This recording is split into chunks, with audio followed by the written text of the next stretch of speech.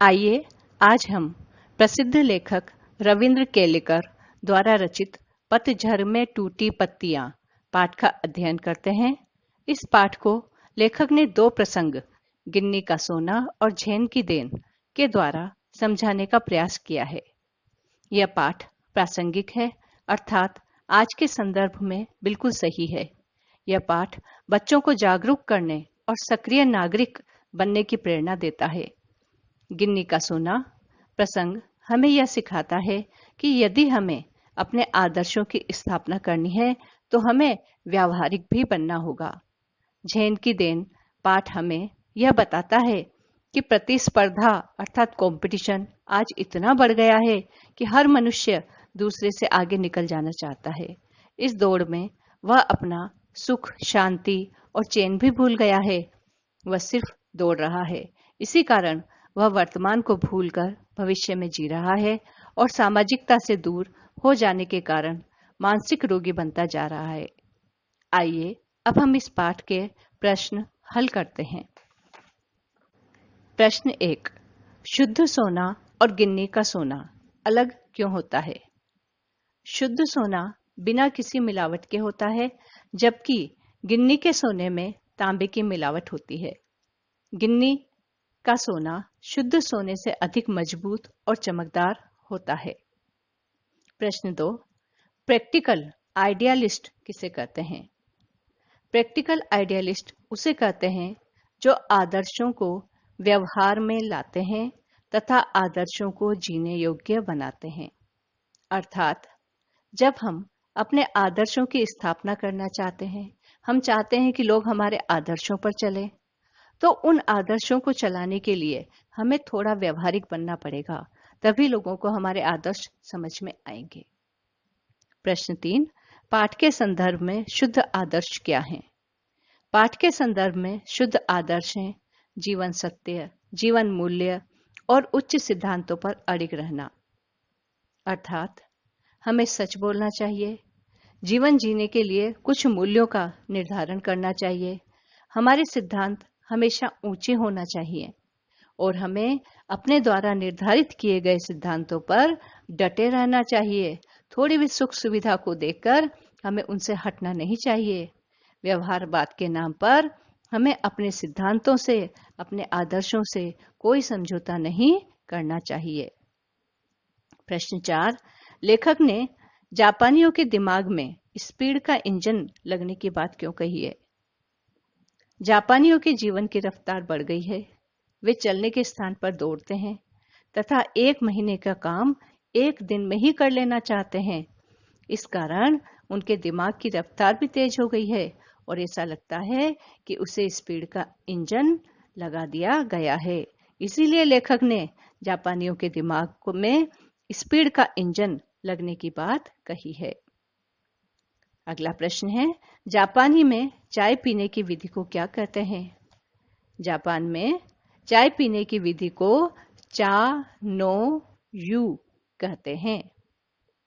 अगला प्रश्न है, जापान में जहां चाय पिलाई जाती है उस स्थान की क्या विशेषता है?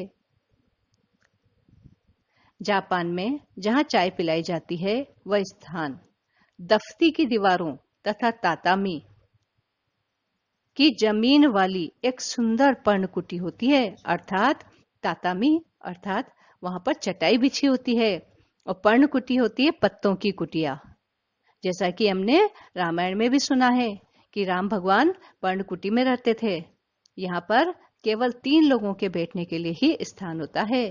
तो जापानी जहाँ पर चाय पिलाते हैं उसकी दीवारें दफ्ती की बनी होती है, उसके फर्श पर चटाई बिछी होती है और वह सुंदर पत्तों से बनी कुटिया होती है और इसमें केवल 3 लोग ही बैठते हैं, क्योंकि इसमें शांति को विशेष स्थान दिया जाता है। अगला प्रश्न है, शुद्ध आदर्श की तुलना सोने से और व्यावहारिकता की तुलना तांबे से क्यों की गई है? इसका उत्तर है, जिस प्रकार शुद्ध सोना मिलावट रहित होता है, उसी प्रकार शुद्ध आदर्श भी व्यावहारिकता से रहित होते हैं। वहां समझौते के लिए स्थान नहीं होता है, जबकि व्यावहारिकता में आदर्शों से समझौता किया जाता है, इसीलिए वह तांबा मिश्रित सोने के समान होता है, जिसमें चमक व दिखावा अधिक होता है। अगला प्रश्न है, चाजीन ने कौन सी क्रियाएं गरिमापूर्ण ढंग से पूरी की? चाजीन, जो कि जापानी विधि में चाय पिलाने वाला होता है, उसने सबसे पहले अतिथियों का स्वागत किया, फिर अंगीठी सुलगाई और उस पर चायदानी रखी, फिर तौलिए से बर्तन साफ किए। ये सब क्रियाएं उसने अत्यधिक गरिमापूर्ण अर्थात सुंदर ढंग से की। अगला प्रश्न है, टी सेरेमनी में कितने आदमियों को प्रवेश दिया जाता था और क्यों? टी सेरेमनी में केवल 3 आदमियों को ही प्रवेश दिया जाता है, क्योंकि वहां पर शांति का विशेष महत्व होता है। अगला प्रश्न है, चाय पीने के बाद लेखक ने स्वयं में क्या परिवर्तन महसूस किया? चाय पीने के बाद लेखक ने अनुभव किया कि उसके दिमाग की रफ्तार अर्थात गति धीरे धीरे कम होती जा रही है। थोड़ी देर में दिमाग की रफ्तार बिल्कुल बंद हो गई। उसे सन्नाटा सुनाई देने लगा। उसके दिमाग से भूत और भविष्य दोनों काल उड़ गए और वह वर्तमान का अनुभव कर रहा था, जो अनंत काल जैसा था। उसको लग रहा था कि जो वर्तमान है वो सबसे लंबा है, जिसमें वह भाग रहा था, जिसमें उसके पास समय नहीं था। आज वह उसे अनंत काल जैसा प्रतीत हो रहा था। गांधी जी में नेतृत्व की अद्भुत क्षमता थी। उदाहरण सहित बताइए। गांधी जी में नेतृत्व की अद्भुत क्षमता थी। वे व्यावहारिकता की कीमत समझते थे, अतः उन्होंने मानवीय व्यवहार को आदर्श बनाने का प्रयास किया। वे प्रत्येक व्यक्ति को साथ लेकर चलने में विश्वास रखते थे। उनका जीवन स्वार्थ रहित और अहिंसा से युक्त था। इसी कारण लोगों ने उनका मार्ग अपनाया और सत्याग्रह में साथ दिया। वही व्यक्ति सच्चा नेतृत्व कर सकता है जो पहले स्वयं को अपने आदर्शों पर चलाए। गांधी जी स्वयं सत्य बोलते थे, तभी उन्होंने सबसे कहा कि सत्य बोलो। अगला प्रश्न है, आपके विचार से कौन कौन से ऐसे मूल्य हैं जो शाश्वत हैं? वर्तमान समय में इन मूल्यों की प्रासंगिकता स्पष्ट कीजिए। हमारे विचार से सत्य, अहिंसा, समता, विश्व बंधुत्व की भावना आदि जीवन के शाश्वत मूल्य हैं और इन पर चलने वाले व्यक्ति सुख और शांति प्राप्त करते हैं। किंतु आज चारों ओर आतंकवाद, भ्रष्टाचार, हिंसा, असत्य, भेदभाव आदि का बोलबाला है। स्वार्थी लोग आरक्षण और जातिवाद को बढ़ावा दे रहे हैं। मनुष्य मनुष्य का शत्रु बन गया है। अतः आज सत्य, अहिंसा, समानता, दया, करुणा जैसे जीवन मूल्यों की अत्यंत आवश्यकता है।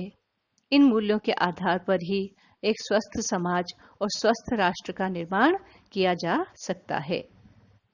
अगला प्रश्न है कि शुद्ध सोने में तांबे की मिलावट या तांबे में सोना, गांधी जी के आदर्श और व्यवहार के संदर्भ में यह बात किस तरह झलकती है? इसका उत्तर है, गांधी जी आदर्शवादी थे। वे व्यवहार को आदर्श के समान ऊंचा मानते थे। वे आदर्शों को व्यवहारिकता के नाम पर नीचे नहीं गिराते थे, बल्कि व्यवहारिकता को आदर्शों के स्तर पर चढ़ाते थे। अर्थात वे सोने में तांबा नहीं, बल्कि तांबे में सोना मिलाकर उसकी कीमत बढ़ाते थे। उनकी गति नीचे से ऊपर उठने की थी, ऊपर से नीचे गिरने की नहीं। अर्थात जब गांधी जी को अपने आदर्श चलाने थे, तो उन्होंने उसमें थोड़ी सी व्यवहारिकता मिलाई और अपने आदर्शों को चलाकर दिखाया। उन्होंने व्यवहारिकता के लिए अपने आदर्शों को, उनके मूल्यों को कभी कम नहीं किया। लेखक के मित्र ने मानसिक रोग के क्या क्या कारण बताए हैं? आप इन कारणों से कहां तक सहमत हैं? लेखक ने मानसिक रोग के निम्नलिखित कारण बताए हैं। पहला, जीवन की रफ्तार का बढ़ना, अर्थात जब हम अपने जीवन को बहुत तेजी से भगाते हैं। दूसरा है प्रतिस्पर्धा अर्थात कंपटीशन की भावना। 1 महीने का काम 1 दिन में करने की इच्छा। दिमाग को आराम न मिलने से तनाव बढ़ना। क्या आप इससे सहमत हैं? हाँ, आप कहिए कि मैं इनसे पूरी तरह सहमत हूँ, क्योंकि आज मनुष्य एक ही दिन में अपनी प्रगति कर लेने की इच्छा और कंपटीशन की भावना से प्रतिदिन मानसिक तनाव झेल रहा है। और यही कारण है कि मानसिक रोगी बढ़ते जा रहे हैं, लोगों में शांति कम होती जा रही है और वे सिर्फ आगे बढ़ना चाहते हैं और अपने वर्तमान को नहीं जी रहे हैं। अगला प्रश्न है, लेखक के अनुसार सत्य केवल वर्तमान है, उसी में जीना चाहिए। लेखक ने ऐसा क्यों कहा, स्पष्ट कीजिए। लेखक के अनुसार मनुष्य या तो अपने बीते हुए समय अर्थात भूतकाल में जीता है, या आने वाले समय अर्थात भविष्य के स्वप्न देखता रहता है। बीती हुई बातों में जीकर वह तनावग्रस्त होता है, उसे टेंशन होता है, और भविष्य के स्वप्न देखकर वह अपने आज के सुख को खो देता है। हमें वर्तमान में अर्थात आज में ही जीना चाहिए और प्रत्येक पल का आनंद लेना चाहिए, क्योंकि हम कर्म भी वर्तमान में ही करते हैं और फल की प्राप्ति भी हमें वर्तमान में ही होती है। ऐसा करके हम मानसिक तनाव से बच सकते हैं और जीवन का आनंद ले सकते हैं। आशा है बच्चों, तुम्हें यह पाठ समझ में आ गया होगा। धन्यवाद। आइए